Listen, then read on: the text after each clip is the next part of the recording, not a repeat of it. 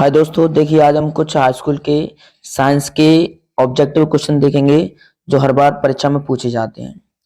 चलिए, सबसे पहला क्वेश्चन है मेरा, जल का पीएच मान कितना होता है? 5.0, 7.0, 7.4 या 0.0? तो बताइए क्या होता है। कोशिश करेंगे बड़ी तरीके से एक बार। तो जल का पीएच मान होता है 7। कितना होता है? 7.0। आगे बढ़ेंगे, नेक्स्ट क्वेश्चन देखेंगे। नमक का रासायनिक सूत्र क्या होता है? NaCl, HCl, CuS, KOH? तो इसका आंसर हो जाएगा NaCl। एंटीमनी क्या है? एक धातु, एक अधातु, उपधातु या मिश्र धातु? बताइए क्या है एंटीमनी। तो एंटीमनी है एक उपधातु।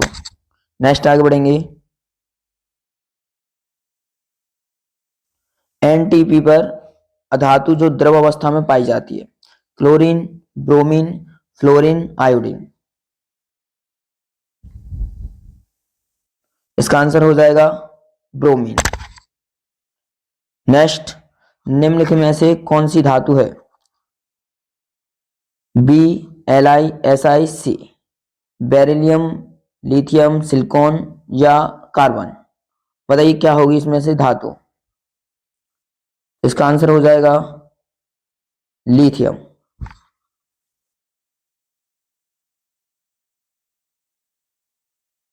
निम्नलिखित में से कौन सा ऊष्मा का कुचालक है?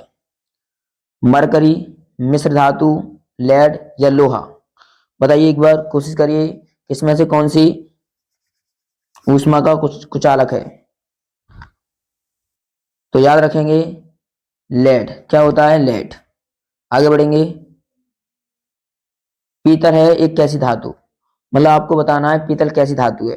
एक अधातु है या धातु है या उपधातु है या मिश्र धातु है?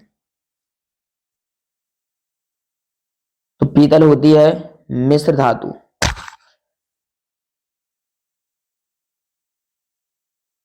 वह कौन सी धातु है जिसको चाकू से आसानी से काटा जा सकता है? ऑक्सीजन, सोडियम, लोहा, एल्यूमिनियम? चार ऑप्शन दे रखे हैं आपके सामने, बताइए क्या आंसर होगा। ऐसी कौन सी धातु है जिसको हम चाकू से आसानी से काट सकते हैं? ध्यान रखना धातु। तो आंसर हो जाएगा आपका सोडियम। नेक्स्ट आगे बढ़ेंगे।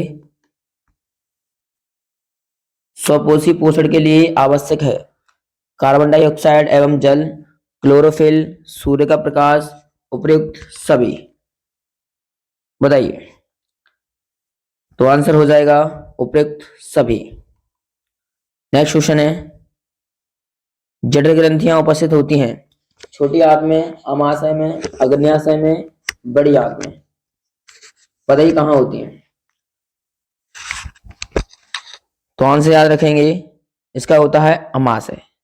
जठर ग्रंथियां अमाशय में स्थित होती हैं। नेक्स्ट क्वेश्चन है, मनुष्य में ग्रास नली की लंबाई लगभग कितनी सेंटीमीटर होती है?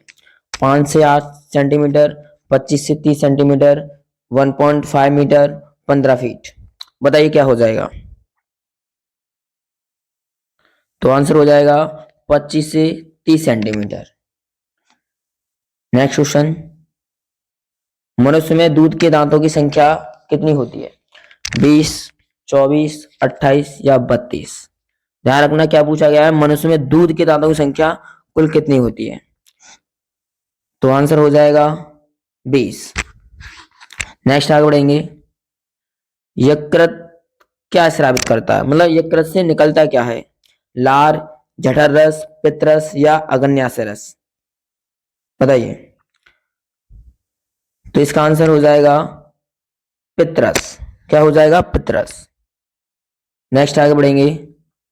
कौन सा विटामिन जल में घुलनशील है?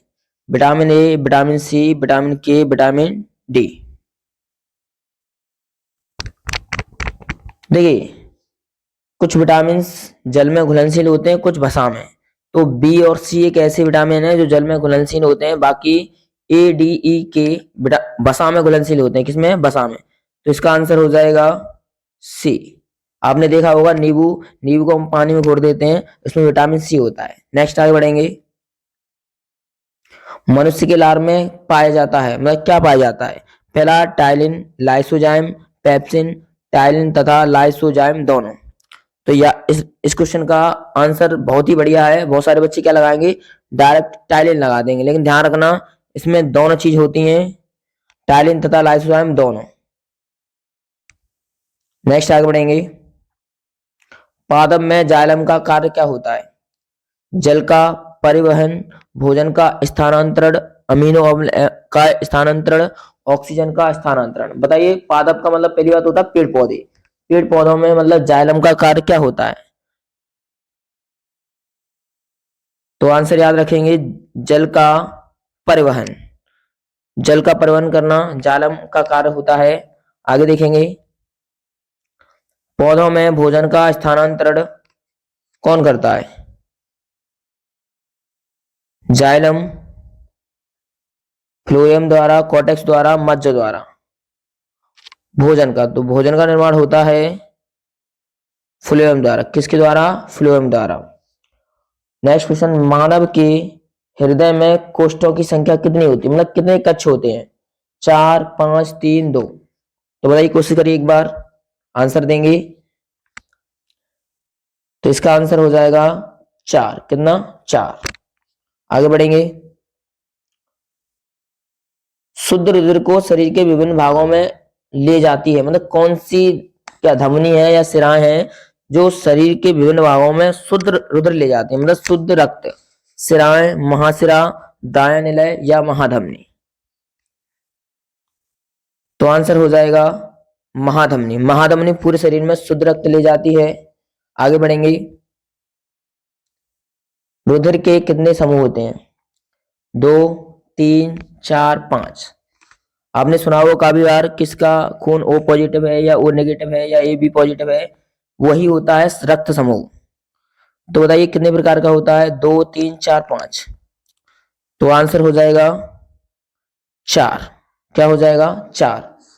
नेक्स्ट आगे बढ़ेंगे। रक्त का लाल रंग किसकी उपस्थिति के कारण होता है?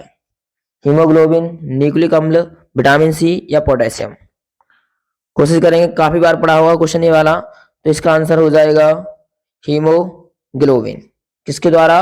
हीमोग्लोबिन के द्वारा रक्त का लाल रंग होता है। Next question. मस्तिष्क का कौन सा भाग बुद्धि तथा स्मृति का केंद्र होता है? प्रमस्तिष्क, अनुमस्तिष्क, मेडुला ऑब्लंगेटा, पोंसे बेरोलाई। तो बताइए, कोशिश करिए क्या हो जाएगा? मस्तिष्क का कौन सा भाग बुद्धि तथा स्मृति का केंद्र होता है? तो आंसर हो जाएगा प्रमस्तिष्क। क्या हो जाएगा? प्रमस्तिष्क। आगे बढ़ेंगे। मस्तिष्क केंद्र जो शरीर का ताप नियंत्रित करता है स्थित होता है कहाँ? अनुमस्तिष्क में, प्रमस्तिष्क में, हाइपोथैलेमस में, मेडुला ऑब्लंगेटा। बताइए कहाँ स्थित होता है? तो याद रखना कहाँ स्थित होता है, ये होता है हाइपोथैलेमस में। नेक्स्ट आगे बढ़ेंगे। मस्तिष्क का कौन सा भाग सबसे बड़ा होता है? घ्राण पिंड, थैलेमस, प्रमस्तिष्क, मेडुला। 3 भाग होते हैं, तो उसमें से सबसे बड़ा भाग कौन सा होता है? तो याद रखेंगे, सबसे बड़ा भाग होता है प्रमस्तिष्क। क्या होता है? प्रमस्तिष्क। आगे बढ़ेंगे। नेक्स्ट। निम्नलिखित में से कौन सा पादप हार्मोन नहीं है? Auxin, ascorbic acid, cytokinin, abscisic अम्ल। तो बताइए क्या हो जाएगा? तो इसका आंसर हो जाएगा एस्कॉर्बिक एसिड, जबकि ये क्या है? विटामिन सी का रासायनिक नाम है। तो आंसर हो जाएगा एस्कॉर्बिक एसिड। नेक्स्ट आगे बढ़ेंगे। मानव जनन तंत्र के किस भाग में कॉपर टी लगाया जाता है? अंडाशय, अंडवाहिनी, गर्भाशय, योनि। तो बताइए किसमें लगाया जाता है? तो आंसर हो जाएगा गर्भाशय। कॉपर टी गर्भाशय में लगाया जाता है। आगे बढ़ेंगे। निम्न में कौन मादा जनन तंत्र का भाग नहीं है? अंडाशय, गर्भाशय, शुक्रवाहिनी, अंडवाहिनी। तो बताइए आंसर क्या हो जाएगा। तो इसका आंसर हो जाएगा शुक्रवाहिनी। अंडाशय भी होता है, गर्भाशय भी होता है, अंडवाहिनी भी होता है, लेकिन शुक्रवाहिनी नहीं होता है। नेक्स्ट क्वेश्चन, निषेचन के पक्ष या बाद कौन फल में परिवर्तित होता है? बादल, पुंकेसर, अंडाशय या अपरा? बताइए क्या होता है। ध्यान रखना, अंडाशय फल में परिवर्तित होता है। नेक्स्ट क्वेश्चन है आपका, प्लास्टर ऑफ पेरिस का सूत्र क्या होता है? इसको आपको कमेंट में लिख के देना है। यदि आपको वीडियो अच्छी लगी हो तो सब्सक्राइब एंड शेयर कीजिए और अपने सभी दोस्तों के पास भेजिए। थैंक यू, धन्यवाद दोस्तों।